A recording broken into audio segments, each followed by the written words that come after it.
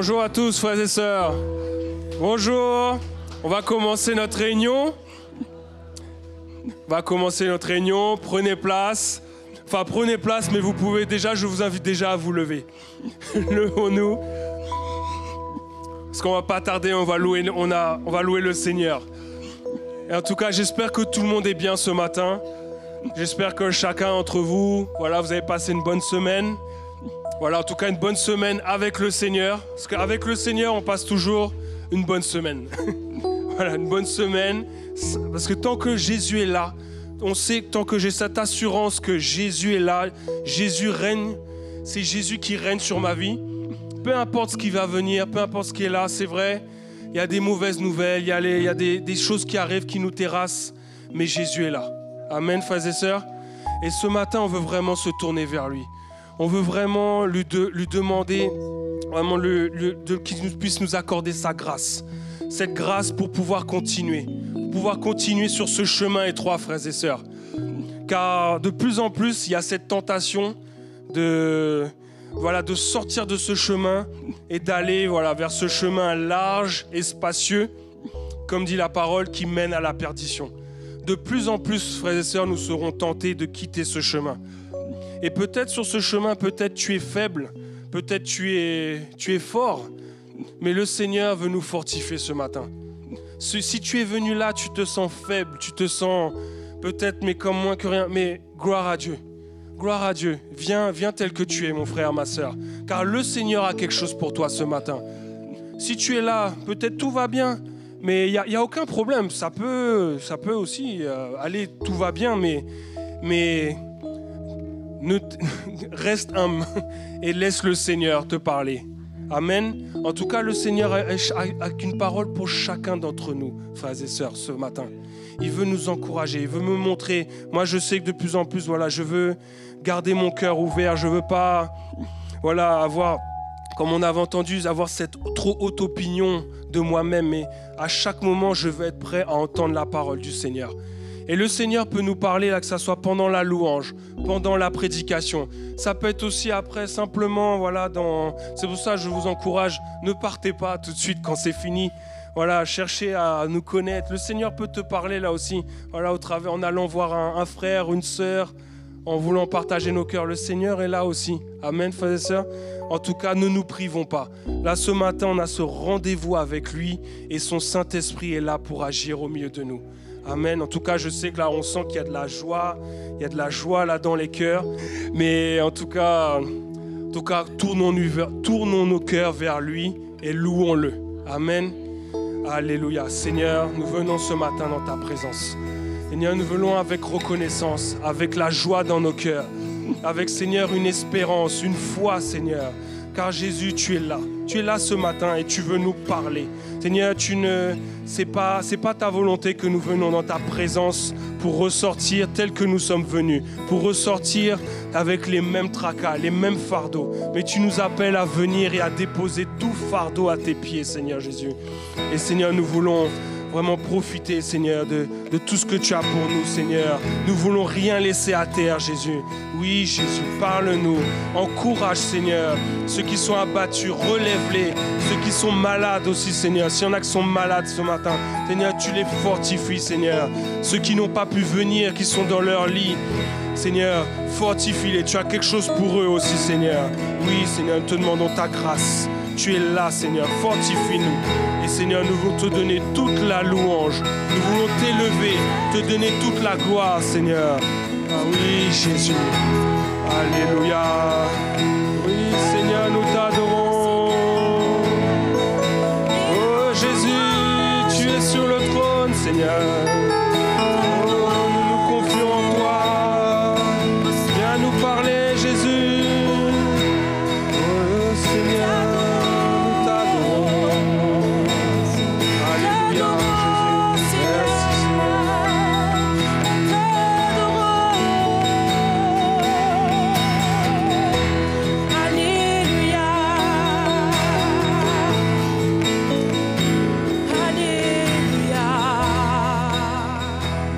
Alléluia.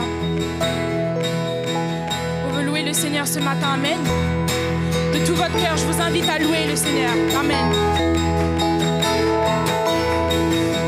Mon Sauveur, Rédempteur, tu m'as retiré du péché.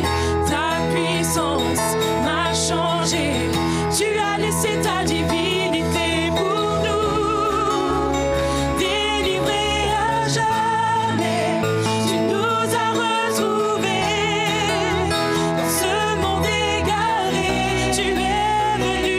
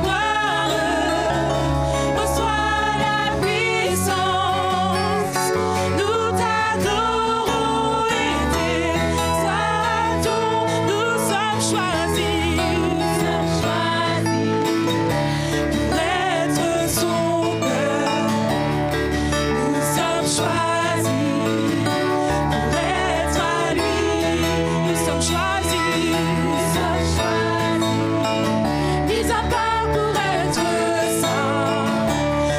Donner gloire à toi, Seigneur. Reçois la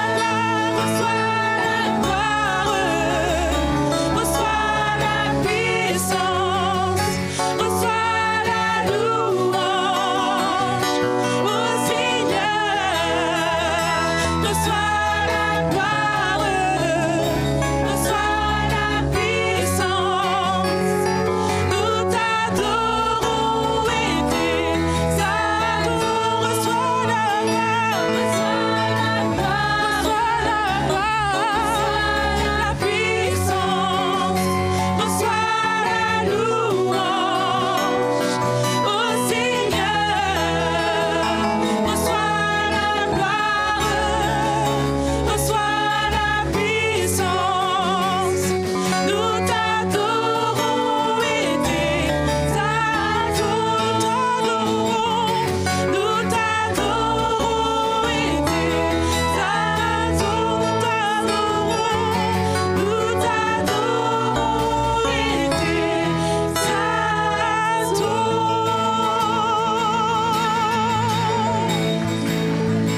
Alléluia. Oui, Seigneur, à toi la gloire, Jésus. Nous voulons t'adorer de tous nos cœurs, Seigneur. T'es élevé dans ce lieu, Jésus, nous t'adorons. À toi la gloire, Seigneur. Oui, Seigneur. Alléluia.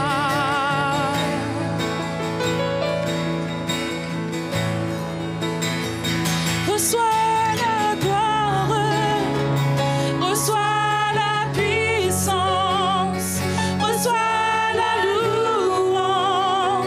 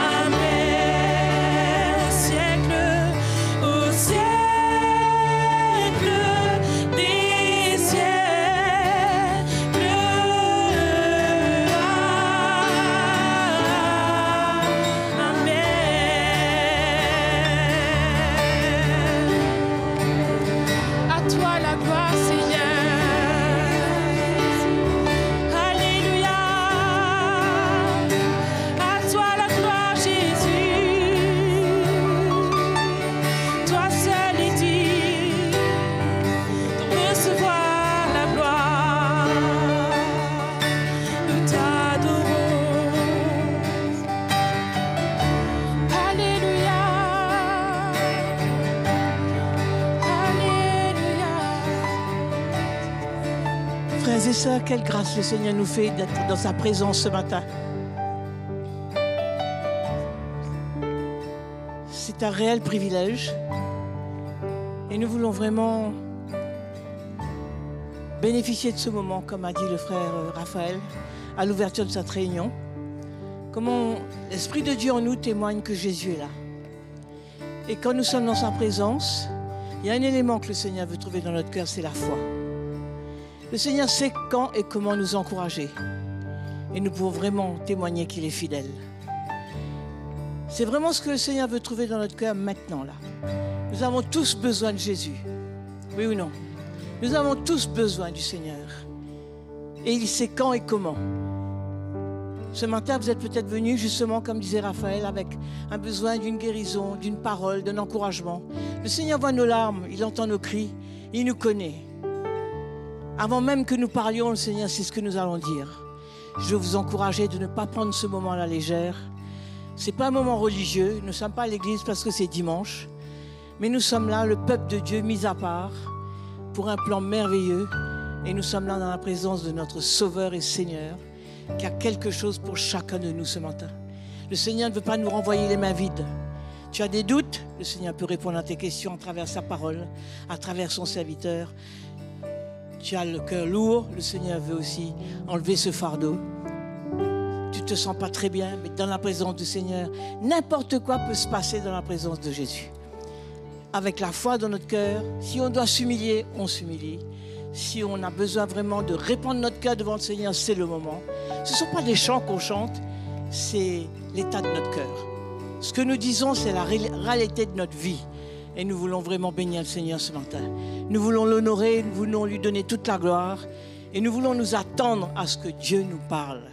Jésus est vivant. Nous n'adorons pas une statue. Nous ne sommes pas prosternés devant des statues. Nous sommes là en présence de celui qui nous a sauvés. Et si tu ne connais pas ce Jésus, c'est ton jour. C'est peut-être le jour du salut pour toi.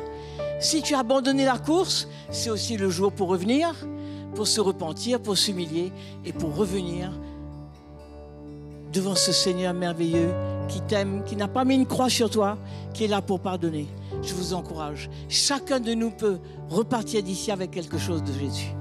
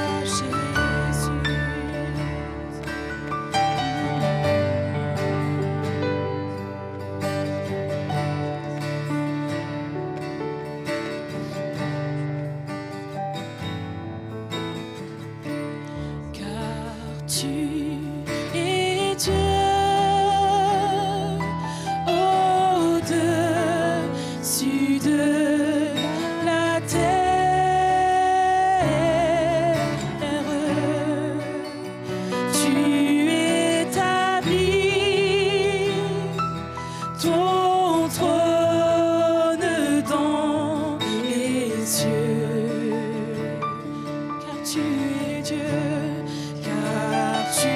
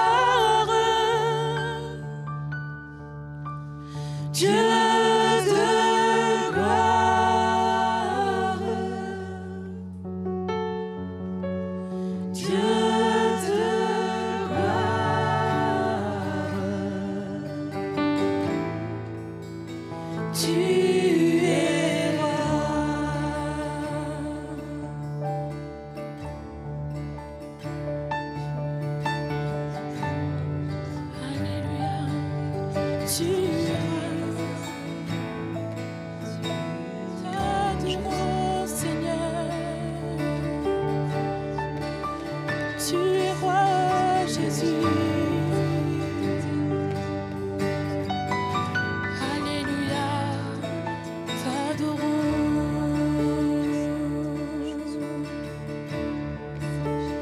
Toi la gloire, Seigneur. Jésus, unique comme toi. Alléluia.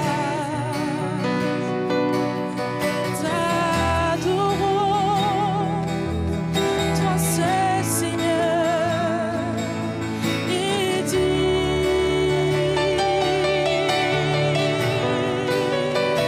nous t'adorons,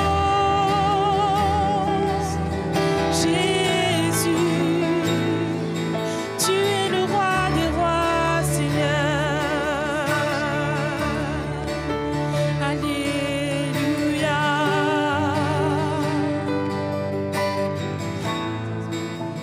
Alléluia.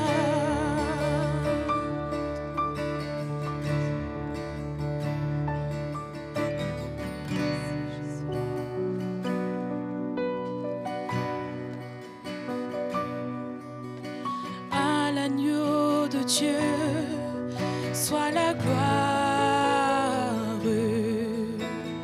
À l'agneau de Dieu la victoire.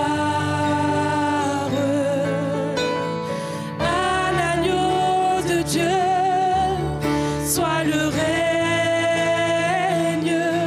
pour tous les siècles. Amen. À l'agneau de Dieu, à l'agneau de Dieu, soit la gloire. À l'agneau de Dieu, la victoire. À l'agneau de Dieu, soit le règne pour tous les siècles. Amen.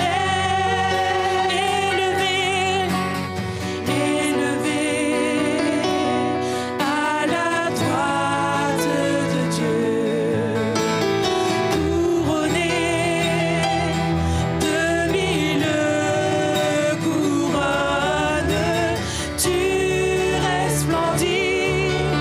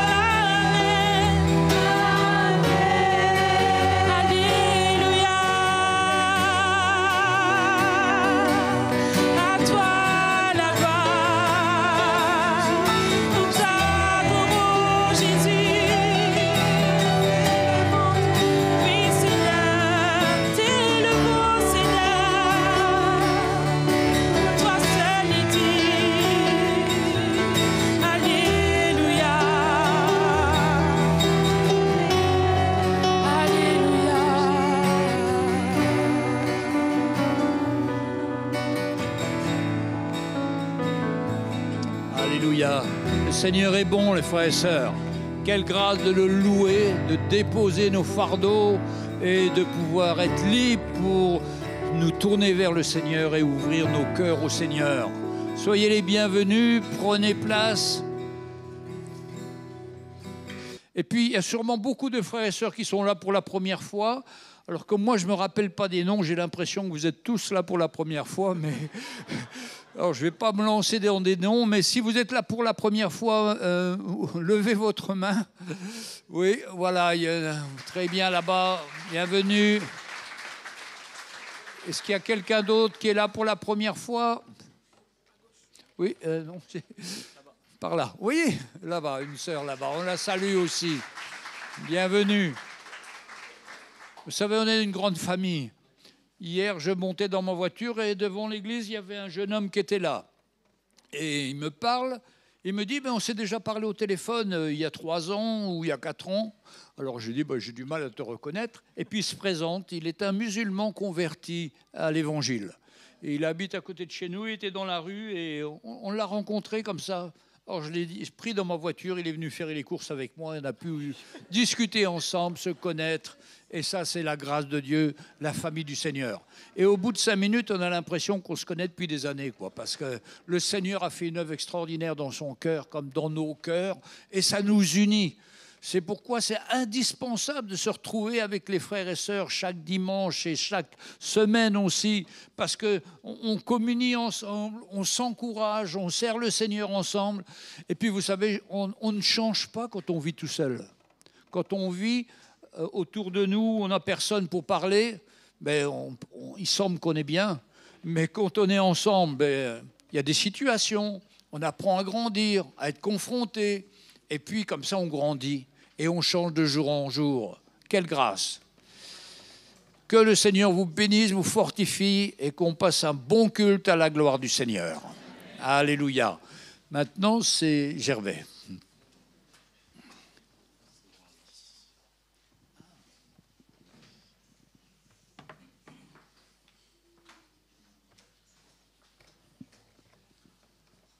Bienvenue les frères et sœurs.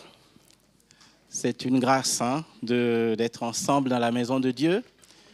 Et on veut ce matin s'encourager. Moi, j'ai à cœur ce matin un verset.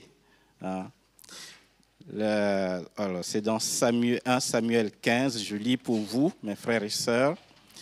La Bible dit, « Voici, l'obéissance vaut mieux que les sacrifices. Et l'observation de sa parole vaut mieux que la graisse des béliers. » Alléluia. L'obéissance vaut mieux que... J'avais ça à cœur, mes frères et sœurs. L'obéissance vaut mieux que les sacrifices. Et il est question d'offrande ce matin. Pourquoi je parle d'obéissance? Mes frères et sœurs, Dieu, ce qu'il veut, c'est nos vies d'abord. Que nos vies soient à lui.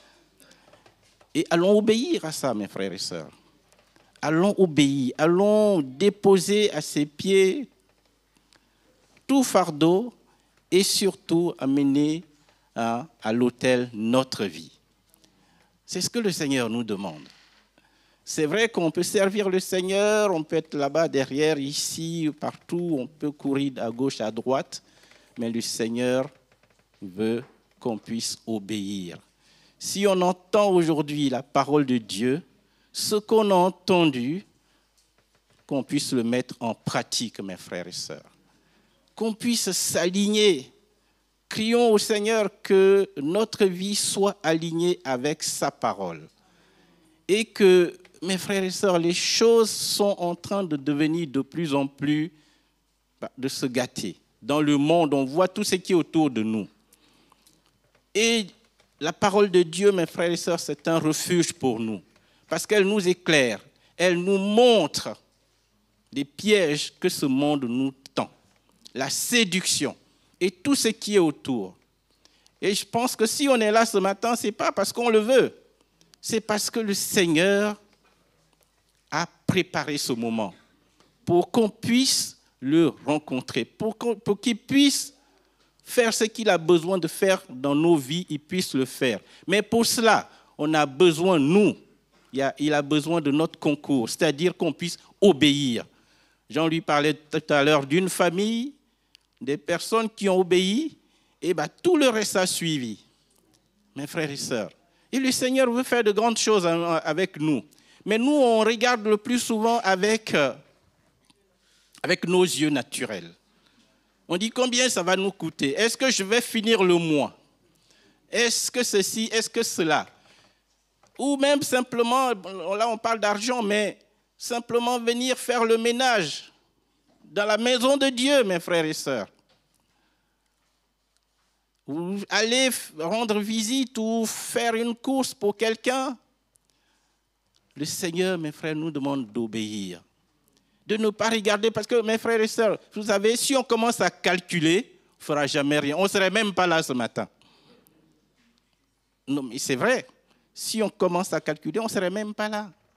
Alors que notre place était ici ce matin pour entendre ce que le Seigneur a pour nous. Et pour qu'on puisse, la semaine prochaine, s'appuyer sur ce qu'on va entendre. Le Seigneur va nous parler. Ouvrons nos cœurs. Ouvrons nos yeux, les oreilles de les yeux de nos cœurs. Hein? Mes frères et sœurs, pour que le Seigneur puisse nous parler ce matin. Donc, on veut amener ce que le Seigneur nous a mis à cœur. Il pourvoira. Il pourvoira, mes frères et sœurs. Ne regardons pas au sacrifice. C'est vrai, on a besoin de faire un sacrifice. Mais ne regardons pas au sacrifice, mais allons obéir ce que le Seigneur met à nos cœurs. Et le Seigneur prendra soin. Le Seigneur a besoin simplement qu'on puisse faire un pas de foi. Un pas de foi. Alléluia. On sait bien que sans la foi, on ne peut pas lui être agréable. Et la foi exclut le doute. La foi exclut le calcul. La foi exclut le calcul. Dieu nous dit de sauter, on saute, mes frères et sœurs. Alléluia. Donc on veut apporter notre offrande ce matin, faire confiance au Seigneur, parce que lui-même prend soin de nous. On veut se lever ce matin, mes frères et sœurs.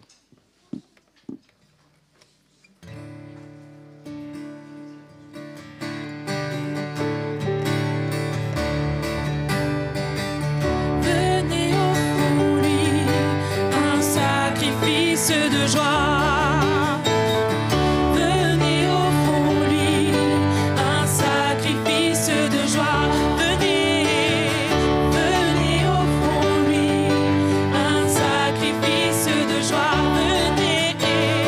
Venez offrons-lui un sacrifice de joie. Le cri de nos lèvres qui l'exalte, le fruit de nos lèvres qui l'exalte.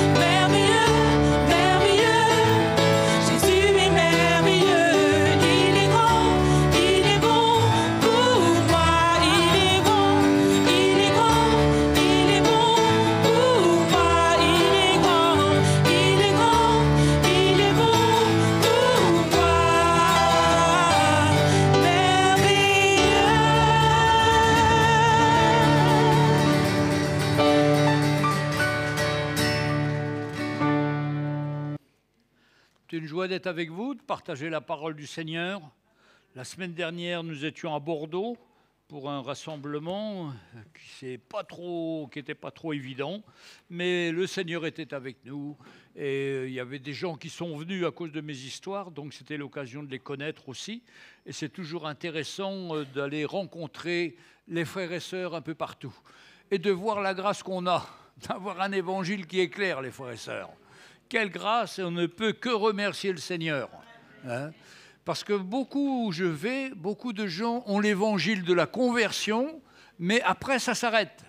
C'est ce que nous avons eu quand nous étions à Orgeval il y a une trentaine d'années.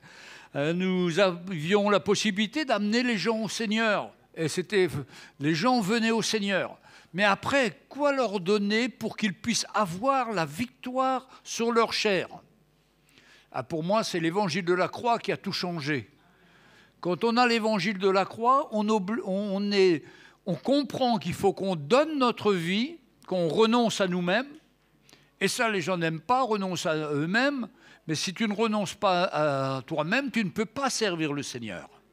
Renoncer à soi-même, c'est refuser de rentrer dans nos plans merveilleux qu'on imagine et qui sont toujours catastrophiques. Hein? Mais quand on a le plan du Seigneur, c'est là qu'on est heureux. Et ce qu'on souhaite, c'est que nos enfants, nos petits-enfants rentrent dans ce même plan. C'est pourquoi on a des choix à faire et c'est tellement important. Mais ce matin, j'avais un sujet un peu plus particulier parce que je voulais parler sur l'humilité. Parce qu'une des clés que nous avons besoin de connaître, c'est la véritable humilité que le Seigneur veut nous donner par son Saint-Esprit. En nous, il y a l'orgueil. En nous, il y a le désir de s'élever, d'être vu, d'être montré, d'être admiré. Mais tout ça, c'est la chair, c'est l'homme qui veut tout cela. Mais le Seigneur nous appelle au contraire à nous abaisser, à nous humilier, à le servir avec un cœur pur. Et je voudrais prendre avec vous, la parole de Dieu qui nous dit dans Michée chapitre 6, Michée c'est les petits prophètes, juste avant Malachie, à la fin de l'Ancien Testament, chapitre 6, Michée 6, verset 8.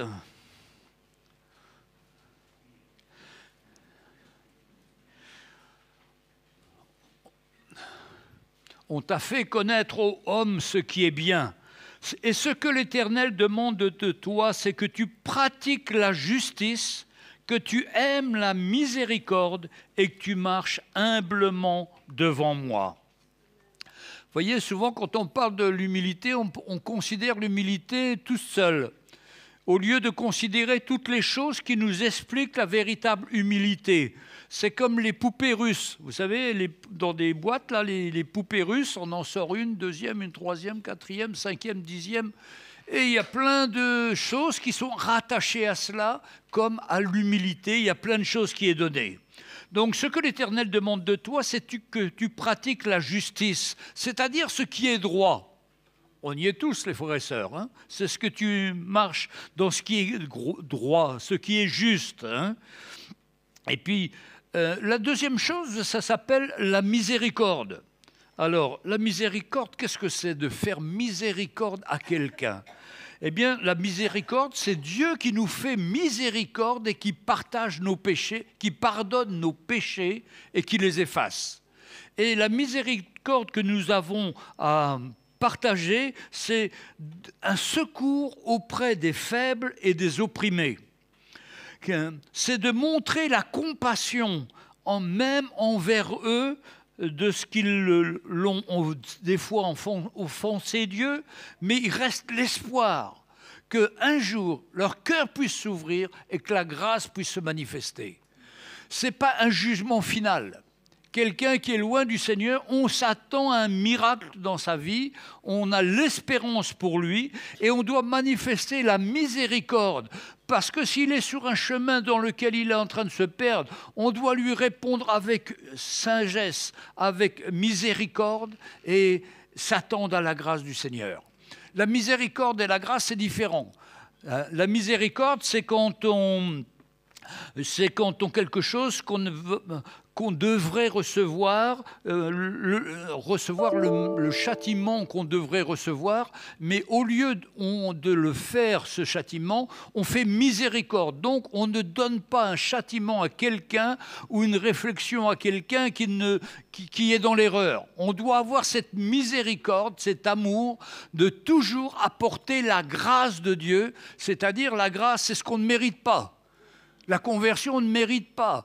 Notre vie chrétienne, dans bien des situations, ce n'est pas glorieux du tout. Mais quand le Seigneur met sa main et qu'on ressent sa grâce, il nous montre notre état et il nous fait grandir avec lui. Et avec le Seigneur, il y a toujours la miséricorde, il y a toujours la grâce, et ça nous encourage à marcher dans l'humilité. Toute grâce, excellence, tout don parfait viennent du Seigneur. Et on doit être reconnaissant dans notre cœur. On doit avoir cette reconnaissance. Merci Seigneur, tu m'as encore aidé dans une situation où j'étais à côté. Mais j'ai vu ta grâce, j'ai vu ton Saint-Esprit se manifester et j'ai dépassé cette situation par ta grâce. J'aurais voulu le faire par mes efforts, mais mes efforts n'ont pas de valeur à tes yeux. Ce que j'ai besoin de sentir, c'est ta grâce. C'est ma vie spirituelle dans le fond de mon cœur. Je sais une chose, ma vie est entre tes mains. Je n'ai rien à craindre. Tu prends soin de moi. Bien sûr, je fais des erreurs, des manquements, mais même dans mes erreurs et mes manquements, tu es toujours là pour me rattraper et me faire miséricorde, pour ne pas être balayé, pour ne pas être fusillé par un jugement, par une condamnation. La condamnation n'est pas du Seigneur. La condamnation, elle est toujours de l'ennemi qui veut nous accuser, nous faire croire qu'on est des mauvais chrétiens, qu'on ne fait pas ci, qu'on ne fait pas ça. Non, le Seigneur est toujours là pour nous tendre la main, pour nous relever, quels que soient les pièges ou les situations qu'on est dedans. Et c'est la grâce de Dieu et ainsi que l'humilité qui nous donne dire « Mais notre vie est entre les mains du Seigneur, je me confie en lui ». Quelle grâce de le connaître. Hein. La première chose, donc, comme j'ai dit, de ce verset nous dit, c'est que l'Éternel demande de toi, c'est que tu pratiques la justice, les choses droites, que tu aimes la miséricorde, la loyauté, que tu aimes pardonner à celui qui t'a offensé, mais en le relâchant complètement. Et puis, troisième chose, que tu marches humblement avec ton Dieu. Vous savez, on croit que parce qu'on est pasteur ou parce qu'on est ancien, on est arrivé. Non, on n'est pas arrivé. On est toujours en train de progresser, de voir des choses. Et quand on croit qu'on est arrivé, il y a des situations qui arrivent dans notre vie pour nous montrer qu'on a encore beaucoup d'orgueil en nous, qu'on a encore beaucoup de choses qui doivent disparaître. Et je ne peux pas vous dire aujourd'hui, j'ai trouvé la solution. Non, je n'ai pas la solution. La solution, elle est dans le Seigneur. Et toute situation est une remise en cause pour revenir au Seigneur et dire, Seigneur, j'ai besoin de cette véritable humilité dans mon cœur parce que je sais que c'est cette humilité qui va me garder au lieu de m'élever, moi, dans la chair, et je vais encore passer tout à fait à côté et je vais tourner dans le désert. Mais le Seigneur veut nous faire grandir. Vous voyez, marcher humblement, c'est avancer avec Dieu dans une reconnaissance constante de notre faiblesse et de notre dépendance dans la foi. On doit toujours veiller. Ce que je vais dire, ce que je vais faire, qu'est-ce qui se passe dans mon cœur? Est-ce que c'est vraiment ce que mon cœur me dit, ce que le Seigneur me dit? Est-ce que je le fais malgré que je sais que je suis faible, mais Seigneur, je peux apporter la vie.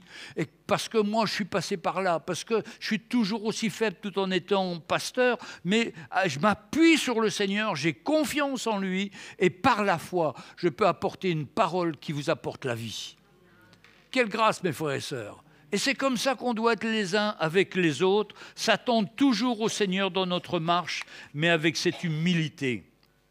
Dans le livre des Proverbes, au chapitre 22, il nous est cité plein de proverbes qui parlent de cette humilité. 22, verset 4. 22, verset 4. Le fruit de l'humilité, de la crainte de l'Éternel, c'est la richesse, la gloire et la vie. savez, naturellement, nous ne sommes pas humbles, mais nous avons besoin de nous rappeler toujours que nous avons été pardonnés, que le Seigneur nous a fait grâce pour nos péchés, qu'il nous a donné cette vie nouvelle. Et nous devons toujours avoir cette relation avec lui en sachant d'où on sort et d'où le Seigneur nous a délivrés.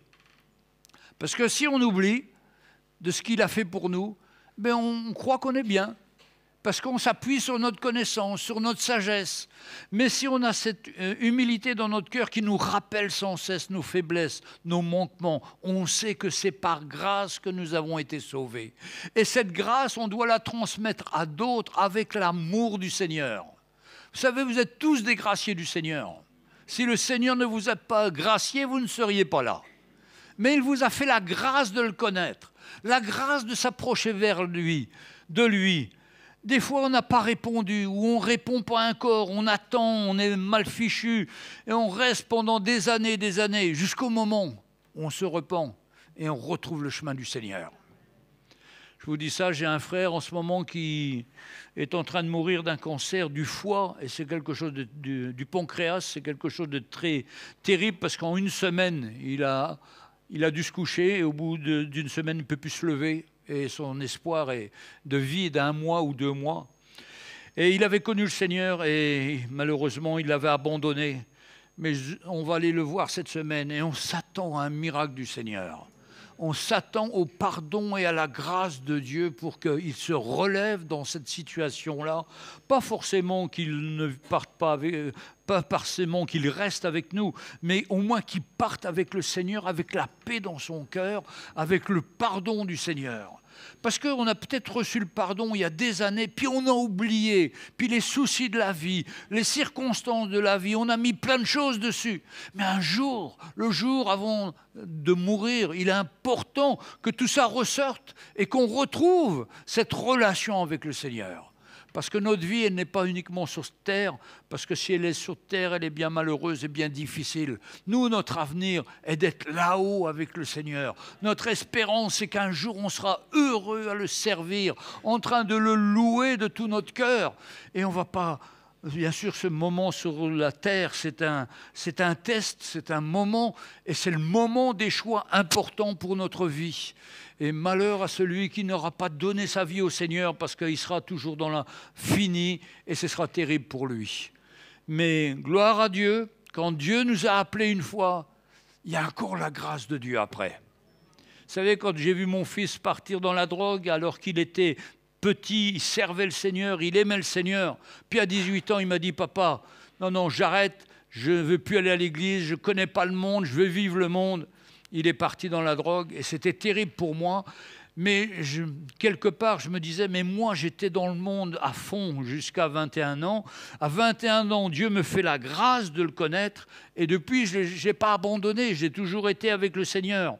Mais je vois mon fils, depuis qu'il est jeune, il connaît le Seigneur. Et il regrette de ne pas connaître le monde. Mais non, c'est le monde à l'envers. Autrement, il devrait être fier de ne pas connaître le monde. Mais admettons qu'il connaisse le monde. Et quand il s'est converti 4 ans après, pendant 4 ans, on a prié avec ma femme, on s'est tenu devant le Seigneur, on a dit, Seigneur, fais quelque chose, ramène notre fils. Et même en moi, j'avais un petit peu un doute parce que je me disais, mais non, mais il a déjà eu sa chance. Non, mais Dieu donne une seconde chance. Dieu donne sa grâce. Jusqu'au dernier moment, on doit s'attendre à la grâce du Seigneur. Et je pense à mon papa qui m'a persécuté 80 ans, enfin 50 ans quand j'avais 50 ans, non, ou 60 ans quand il est parti. Et au dernier moment, je vais le voir, je ne m'attends pas à ça. Il me demande, qu'est-ce que tu fais? Je lui raconte une histoire. Il me dit, mais moi aussi j'ai un cancer, mon fils prie pour moi. Mais c'est lui qui m'a devancé. Moi, je n'avais pas la foi pour lui. Et là, j'ai vu la grâce, comment la grâce de Dieu l'a touché à son tour. Après, on part au Congo-Kinshasa et je suis avec mon téléphone et je filme. Tiens, et le premier qui se met sur mon live YouTube, c'était mon père. Et il me dit, vas-y, c'est formidable. Ça, c'est l'évangile. Ça, c'est la vérité. Alors qu'avant, il se fichait de moi et se moquait de moi. Mais c'est ça la grâce de Dieu. Et cette grâce, les frères et sœurs, elle est à portée d'une prière pour chacun d'entre nous. peut-être vous êtes loin, peut-être vous avez vécu loin du Seigneur, mais un simple appel, Seigneur, j'ai besoin de toi. Seigneur, je veux te revenir à toi. Mais il y a toute la puissance de Dieu qui va venir et la puissance du Saint-Esprit pour vous changer, pour vous transformer. Quelle grâce extraordinaire! Alléluia. Hein, l'humilité. Mais pour ça, il y a l'humilité. Il faut arrêter d'être orgueilleux. Il faut arrêter de croire qu'on est des grands de ce monde. Non, non, on est des petits, des serviteurs. Dieu nous a créés et nous a donné d'être des serviteurs les uns des autres. Je veux être le serviteur de mes frères et de mes sœurs. Avoir cette crainte de l'Éternel, c'est la richesse, la gloire et la vie. Pas la richesse financière, parce que ce n'est pas ça qui nous intéresse. C'est la richesse spirituelle. D'être à la maison avec ma femme tranquille et de lire la parole ensemble, de s'exhorter, de s'encourager. Rentrer, il n'y a pas de bagarre, tout est en paix, tout est tranquille, tout est réglé. Le Seigneur est là. Ah, ma chérie. Ah. Et elle confirme, hein? Et on a besoin sans cesse de venir. Mais des fois, je vois que moi, je perds de patience. Et je suis fini quand je perds de patience, parce que je sais que ça n'arrange pas ma femme, et que je dois avoir un cœur pour elle, quelles que soient les circonstances ou les situations difficiles qu'on passe. Et quand je m'humilie, je retrouve le cœur de ma femme. Et elle me pardonne toujours. Ça, c'est la grâce de Dieu. Vous savez, nous, dans les couples, on a une grande école, justement pour chacun d'entre nous. Reconnaître nos faiblesses, nos manquements, nous humilier vis-à-vis de notre conjoint. Mais c'est la clé du couple. Parce qu'après, on prie ensemble, on retrouve l'espérance, on retrouve que tout, on peut tout remettre au Seigneur. Et nous, les hommes, on a une grande responsabilité, parce que c'est nous les pasteurs de notre maison. C'est nous, Dieu nous demande le premier à nous repentir, à nous humilier. Mais il y a des sœurs qui sont toutes seules, qui vivent toutes seules, mais le Seigneur est là pour parler à leur cœur aussi. Et il ne faut pas être découragé, mais au contraire, s'appuyer encore davantage pour le Seigneur. Même si vous n'avez pas de mari, hein, le Seigneur est celui qui pourvoit à tous nos besoins. Vous avez de l'humilité, vous êtes humilié devant le Seigneur, mais toutes les fois, c'est gagnant. La crainte de l'Éternel vient dans votre cœur, c'est la richesse, la gloire d'être dans la présence du Seigneur et la vie du Seigneur en abondance. Proverbe 11, verset 2. On est toujours dans le livre des Proverbes. On a chapitre 11, verset 2. Ah oui. Écoutez, quand vient l'orgueil, vient aussi l'ignominie. Mais la sagesse est avec les humbles. C'est terrible ça. Quand vient l'orgueil, vient aussi l'ignominie. Je me souviens dans un roi 17, quand cette femme, elle a eu son fils qui était mort, et elle dit « Mais tu viens me rappeler le souvenir de mon iniquité pour faire mourir mon fils ?» Et l'ignominie, c'est comme cette vie qu'on mène sans de notion du péché. C'est-à-dire, on est dans le péché et on continue dans le péché et on aime ça. Mais on ne voit pas qu'on est dans un piège. Et on a besoin de nos yeux s'ouvrent pour que... Et tout ça, ça vient de l'orgueil. Quand vient l'orgueil, vient aussi l'ignominie. C'est-à-dire que tout est bon, tout est normal dans le monde. Non, tout est à l'envers. C'est notre orgueil qui nous fait croire que c'est bien. Mais non, c'est un piège. Et les gens vivent dedans, ils trouvent bien, trouvent que la liberté du gouvernement, c'est de changer de sexe, c'est de faire des choses les plus folles, quoi. C'est fou, quoi. Hein? Ça, c'est l'orgueil qui fait ça. L'orgueil des hommes. Créer un nouvel homme, qui soit ni homme ni femme. Non, mais c'est n'importe quoi. C'est en tous les cas une offrande, une offense faite à Dieu. Parce que Dieu a créé l'homme et la femme. Pour le bien de l'homme et de la femme. Pour qu'ils soient heureux, qu'ils prospèrent.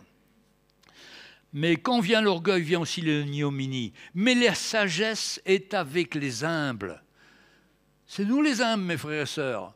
Parce qu'on n'est pas riche pour le monde, mais on est riche pour le Seigneur. Et ça nous donne de rester humbles, parce que nous savons que ce n'est pas à cause de nous, c'est à cause du Seigneur, de tout ce qu'il a fait pour nous, et qui nous donne la sagesse. Et on reçoit sa sagesse à lui. La sagesse du monde est complètement perdue, complètement à l'envers. D'ailleurs, le mal, ils appellent ça le bien, et le bien, ils appellent le mal. On est devenu dans un monde fou. Mais tout ça conduit par l'orgueil des hommes. Mais gloire à Dieu, que Dieu appelle des hommes comme nous qui voulons et des femmes qui voulons être humbles, chercher la sagesse de Dieu et recevoir la gloire du Seigneur. L'humilité attire des bénédictions durables. Ce n'est pas l'humilité en tant que stratégie, mais c'est en tant qu'état de cœur devant Dieu. Mais je ne vais pas dire « je vais devenir humble ». Non, non. Ce n'est pas une stratégie, ce n'est pas une nouvelle technique, mais c'est un état de cœur. Dans mon cœur, il y a cet état. Tout est par grâce, tout m'a été donné par le Seigneur. Je ne peux que le louer, l'adorer et lui rendre grâce pour toute chose, quel que soit mon métier, quelle que soit ma situation. Et je suis heureux. Et ça met de la sagesse dans mon cœur parce que j'ai envie d'appliquer la parole de Dieu qui est le plan où il y a la sagesse de Dieu qui nous est révélée. Et surtout, Jésus-Christ. C'est grâce à Jésus que tout ça est arrivé par son sacrifice. C'est pourquoi notre but, c'est de ressembler de plus en plus au Seigneur.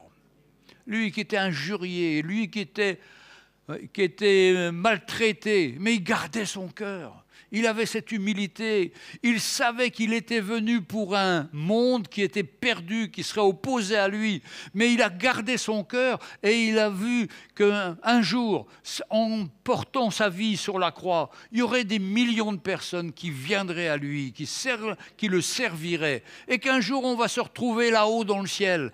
Eh bien, cette vision lui a permis de passer à travers toutes les souffrances, de faire confiance à Dieu, de toujours s'en remettre à Dieu, de ne pas vouloir faire les choses pour lui-même, d'arrêter la souffrance. Non, il accepte cette souffrance et afin que beaucoup soient sauvés.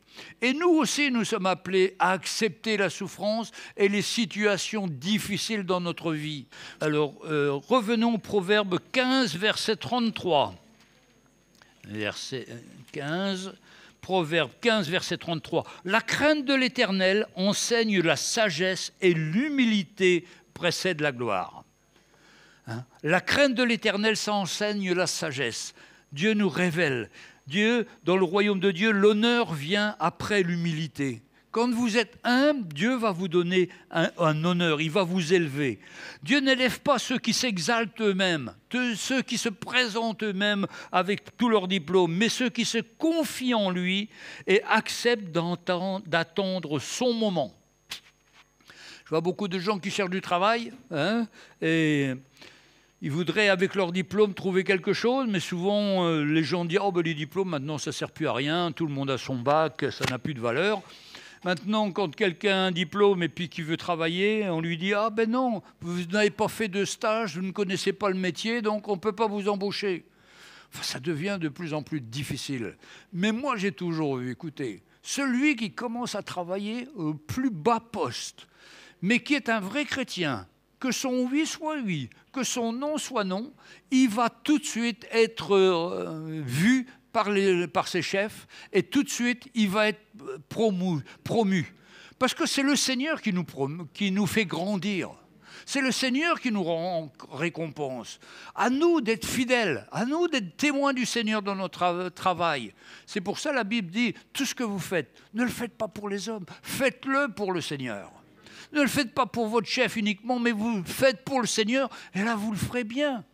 Et les gens vont finir par voir la façon dont vous faites les choses, ça les rassure, et c'est tellement différent de tous ces gens du monde qui sont souvent cachés dans les bureaux pour ne pas travailler ou qui ne font pas grand-chose. Mais si vous êtes sincère, honnête, vous allez être élevé par le Seigneur, quels que soient vos diplômes, quelle que soit votre absence de diplôme, la grâce de Dieu est là. Moi, j'ai toujours vu ça dans ma vie et je vois toujours que le Seigneur est fidèle et qu'il prend soin de ses enfants et qu'on peut s'attendre à lui.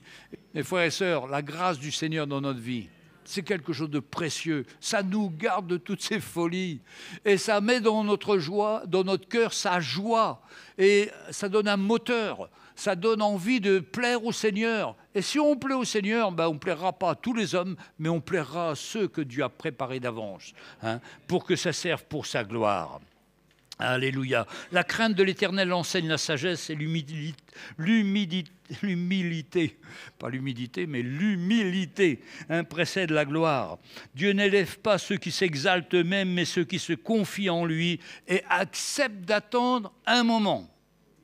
Ah, ce n'est pas forcément tout de suite. Il faut avoir la patience. hein? Mais on manque tous de patience. Et le moment peut être plus ou moins long. La gloire véritable vient de Dieu et non pas des hommes. Alléluia. Allez, on va passer à l'évangile de Matthieu, chapitre 23. Matthieu 23, verset 12.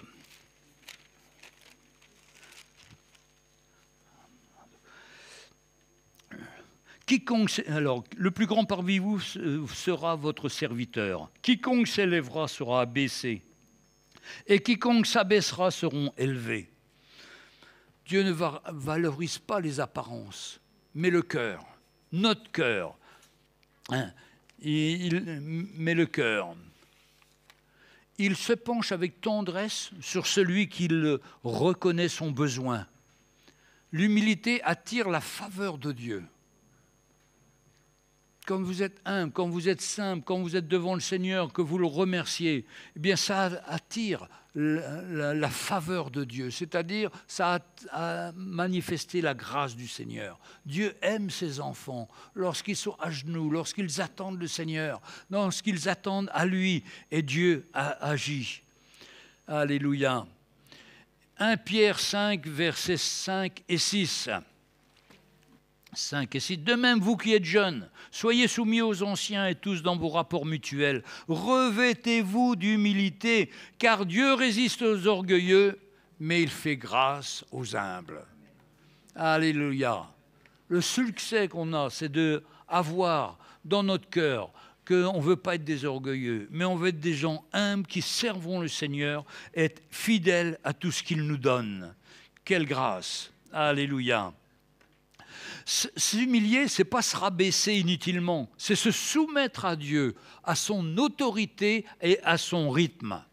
C'est le moment qui va venir, à son rythme. Se soumettre à Dieu, c'est vraiment pas se rabaisser, c'est se soumettre à Dieu, à son autorité, à son rythme. Celui qui accepte de dépendre de lui expérimente l'élévation au moment juste, dans la mesure parfaite, au temps de Dieu. Pour ça, les jeunes, là, si vous ne trouvez pas de boulot ou que c'est difficile et tout, attendez-vous, il y aura un moment de Dieu pour vous. Dieu est fidèle, il ne délaisse pas ses enfants. Je me souviens quand j'étais dans l'école d'onologie, il y avait des élèves qui disaient au professeur « Moi, dans quelques années, je serai PDG de la grande société de mon père et tout ça. Vous serez toujours un petit prof. » Et ça finissait le professeur. C'était tellement orgueilleux, vaniteux. Mais j'ai vu que même si on n'avait pas d'héritage important ou autre, Dieu prend soin de nous et nous donne ce qui est nécessaire. Quelle grâce, mes frères et sœurs. On peut se confier en lui. C'est lui qui nous élève. Et Luc 14, 11 dit « Celui qui s'élève sera abaissé, celui qui s'abaisse sera élevé. » C'est vraiment la grâce du Seigneur. C'est lui qui le fait. L'orgueil d'un homme l'abaisse, ça c'est le proverbe 29, verset 23, mais celui qui est humble d'esprit obtient la gloire. Alléluia. Le chemin de l'élévation passe par l'humilité et non pas par la prétention. Un orgueilleux, il va être prétentieux. Nous ne sommes pas appelés à être prétentieux. Nous sommes prêts à être humbles et à nous attendre au Seigneur. Et tout ce que le Seigneur nous donne, c'est comme un cadeau et on le remercie. Même si ce n'est pas un grand truc, mais on remercie le Seigneur. Quelle grâce! Je lisais un jour une famille qui vivait en Afrique et qui allait visiter des gens pauvres.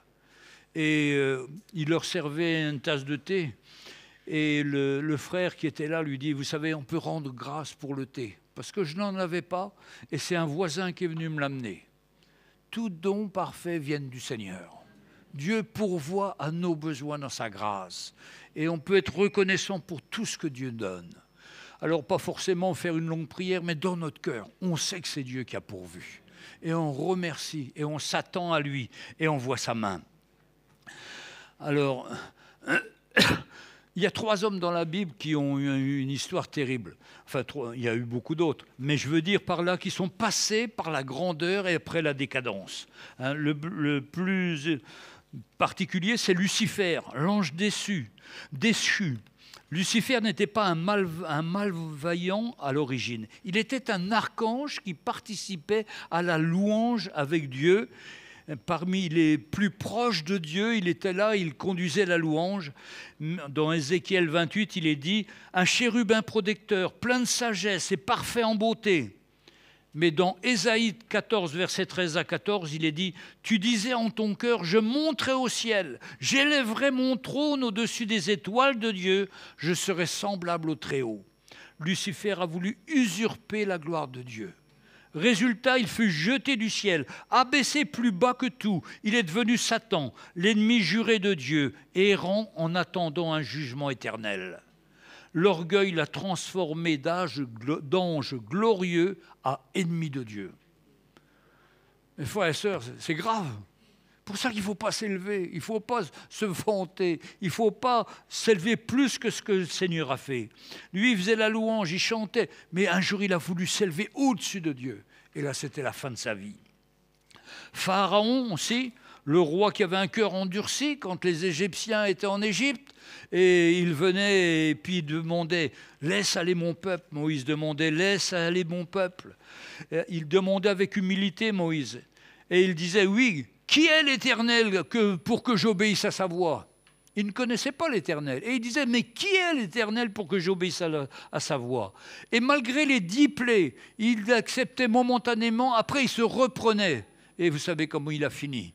Quand ils ont traversé la mer Rouge, la mer s'est ouverte, ils sont rentrés à leur tour et ils ont tous été noyés, même Pharaon. C'est terrible. Mais il y avait un autre roi qui était bien intéressant aussi, qui est Nebuchadnezzar, roi des Babyloniens. Lui, il était tellement orgueilleux aussi qu'il a dit dans Daniel 2, il se promenait autour de Babylone et il a dit « N'est-ce pas ici, Babylone la grande, que j'ai bâti par la puissance de ma force et pour la gloire de ma majesté ?» La puissance de ma force et ma gloire de la gloire de ma majesté. Daniel 4, verset 30. Dieu intervient immédiatement. Nebuchadnezzar perd l'esprit et vit comme une bête pendant 7 ans. Il mange de l'herbe. Son corps est trempé de rosée, ses cheveux poussent comme des plumes d'aigle.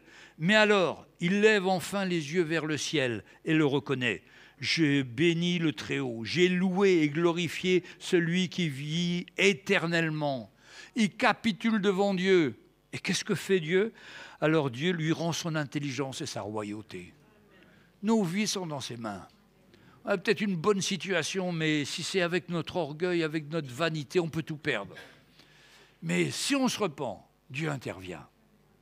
Parce que quand on se repent, on est à la place réelle que Dieu nous a créée. Mais si on ne se repent pas, on reste orgueilleux, on est anti-Dieu, on combat Dieu. Mais non, on n'est pas appelé à le combattre, on est appelé à se soumettre à lui, recevoir sa direction. Alléluia. Ouais.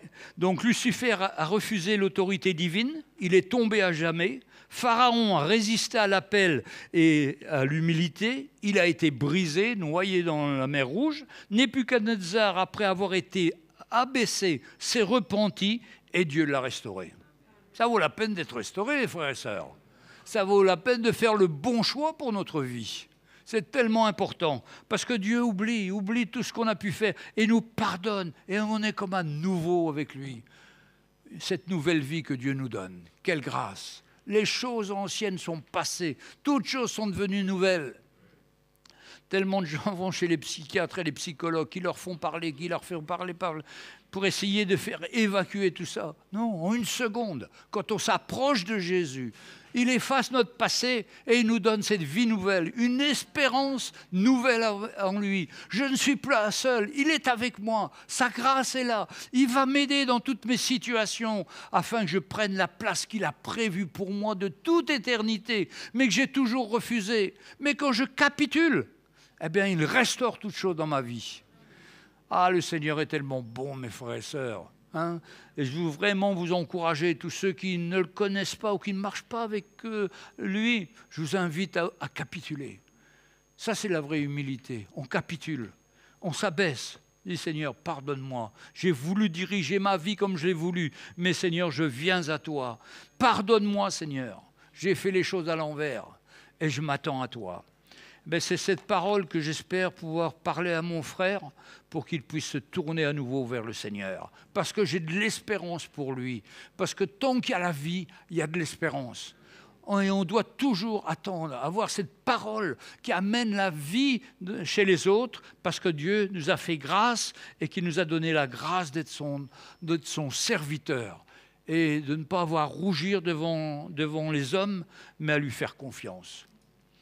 Le Seigneur est merveilleux. On a peut-être raté notre vie, mais aujourd'hui encore, il nous tend la main pour qu'on puisse revenir à lui de sous son cœur. Et c'est pourquoi on va se lever, on va prier. Et puis je m'attends au miracle du Seigneur pour ceux et celles qui d'entre nous sont loin aujourd'hui, ou celles et ceux qui sentent encore cet orgueil qui les fatigue, pour qu'on mette de côté cet orgueil et qu'on avance dans l'humilité, dans le contact, dans la relation avec le Seigneur. Alléluia. Merci Seigneur.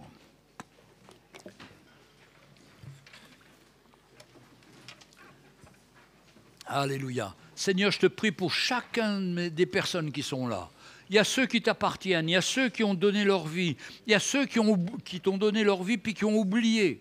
Seigneur, tu leur tends la main aujourd'hui, parce que tu es un Dieu de grâce qui pardonne, Seigneur, qui restaure, qui a cet amour pour nous. Tu veux manifester, Seigneur, ta miséricorde, parce qu'il n'y a que toi qui es parfaitement miséricorde, qui ne tient pas compte de nos erreurs, mais qui aujourd'hui encore nous tend la main et nous dit « Approche-toi de moi, et moi je m'approcherai de toi. J'effacerai ton passé, je te pardonnerai tes péchés, et tu auras vraiment cette vie nouvelle en moi. » Merci Seigneur à tous ceux à qui tu tends encore la main, tous ceux qui ont peut-être raté, mais Seigneur, c'est le moyen aujourd'hui de naître de nouveau, c'est le moyen de rattraper ce temps perdu et de pouvoir t'aimer et te servir. Bénis chacun Seigneur dans le nom de Jésus. Pendant qu'on chante, si quelqu'un a besoin de revenir au Seigneur, qu'il le fasse tout simplement, qu'il vienne devant. Je vais prier pour lui et on va s'attendre à la grâce du Seigneur. Si quelqu'un parmi nous pense qu'il est encore trop orgueilleux et qu'il est prêt à s'humilier devant le Seigneur, qu'il vienne aussi. On va prier pour lui. D'un côté, ceux qui veulent revenir au Seigneur, les autres, ceux qui sont trop orgueilleux. Et on va voir la gloire du Seigneur. Parce que le Seigneur est là. Et cette parole que j'ai est quelque chose qui est certaine et forte en moi, parce que c'est le Seigneur qui me l'a donnée. Donc, il nous aide. N'hésitez pas, mes frères et sœurs. Venez pendant qu'on chante. Change mon cœur, Seigneur, et purifie-moi.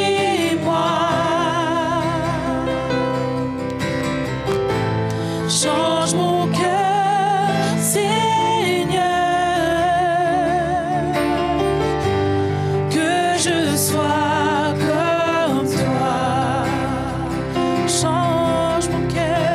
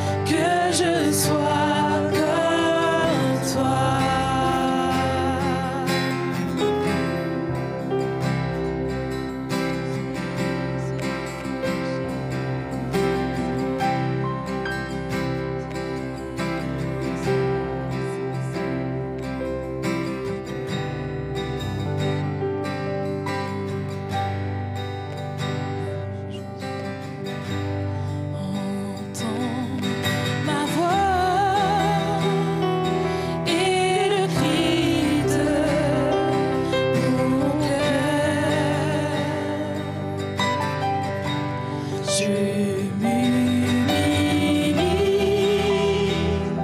je m'approche de toi et je me tiens